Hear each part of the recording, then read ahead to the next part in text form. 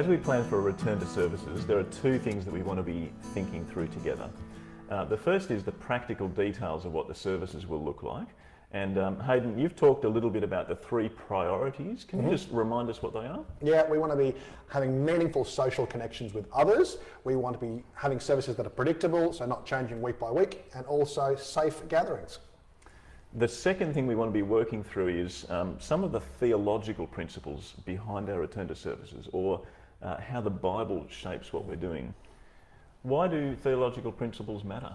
Well, I mean, theological principles essentially mean what do we believe about God? And all of our decisions are shaped by our beliefs, by our values, by what matters. That's true for any person, Christian or otherwise. But for Christians, we want what we do to be shaped by what we believe from God's Word. Psalm 119 says that God's Word is a lamp for our feet. We want to listen to what God has to say and put that into practice.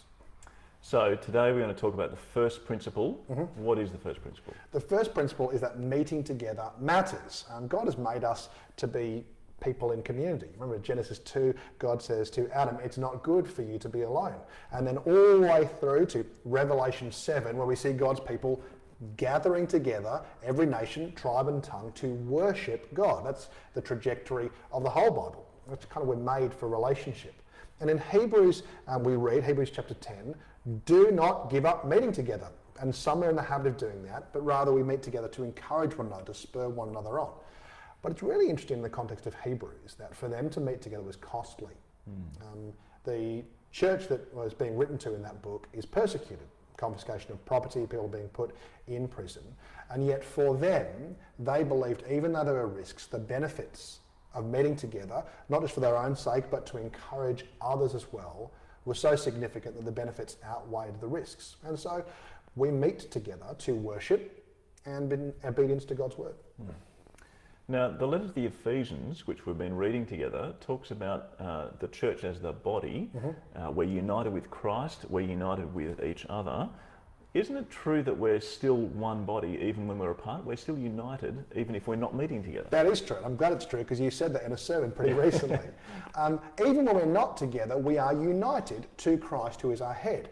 But that spirituality, rather than undercutting the importance of meeting together, it reaffirms the importance of physical gathering. It describes us as being like a body with Christ as our head. 1 Corinthians 12 says something similar. And bodies are designed to work together. So every person is a hand or a foot. Every person has a role to play. And we see that when we gather, whether it's people who are welcoming, people on the sound desk, people who are serving tea or singing, whatever the role is, everyone has a role to play. And so we meet to work together to encourage one another. So we're united when we're apart, we're united when we're together, but we also get to work together. Yeah. One of the things I've noticed is that the buildings are so empty at the moment. Yeah. Tell us how you react to that. I find it really hard driving past and seeing the church buildings empty. And one of the reasons why I find that hard is because I know that people are wondering what's going on with the church. Has it stopped meeting? Of course we haven't. We meet online. Good to see you today. But I know that we've lost that sense of visible witness in the world. John 13, Jesus says that they, that is unbelievers, will know that you are my disciples if you love one another. And on Sundays, we put that into practice. Every day, of course, but Sunday is a particular opportunity to show our care for one another, our ability to work together as we worship together. We read something similar in 1 Corinthians. Paul says that there'll be inquirers or unbelievers in your midst. And last time you mentioned this to me, we had a lot of visitors come after the last lockdown. And we're really ready to welcome those people. So we want to be a witness in the world. Now, what would you say to the person who says, I don't have to come to church, I can access services online, so it's not really essential that I come to church? What would you say to them? Look, I think there are exceptional circumstances for those who are immunocompromised, and please speak to your GP about what's wise for you. In Matthew chapter 4, Jesus says that people do not live on bread alone, but on every word that proceeds from the mouth of God. And what that means is, if eating is important, then coming to church is just as, in fact, more important than that.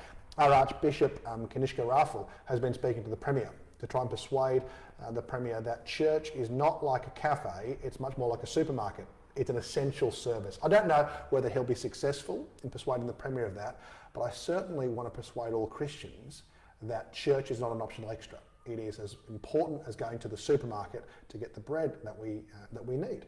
And so, yes, we'll continue to have online services, perhaps not as tailored as we've had during this time, but I want to encourage you, as soon as we're able, let's meet together. Can I close by telling you, of course, a story about Dietrich Bonhoeffer? There had to be some Bonhoeffer. One of my favourites. Dietrich Bonhoeffer, if you don't know, he was a pastor in Germany in the 1930s. And under the Nazi regime there, evangelical churches were not able to meet. And he wrote about his sadness in that context. He said, "It is true, of course, that what is an unspeakable gift of God for the lonely individual is easily disregarded and trodden underfoot by those who have the gift every day." What that means is, if you get the luxury of going to church, we forget how important it is. And we forget that actually that there are lonely people, that there are Christians who need encouragement, and we just take it for granted. Actually, we ought not take it for granted. He concludes by saying, it is grace, nothing but grace, that we are allowed to live in community with Christian brothers and sisters. We need each other, we need you, and together we're going to be worshipping, working together, and be a witness in the world. So when we get the opportunity, I look forward to seeing you back at church. So thank you, Hayden, for sharing with us. So there you have it, Principle 1, as the Bible shapes us, meeting together matters.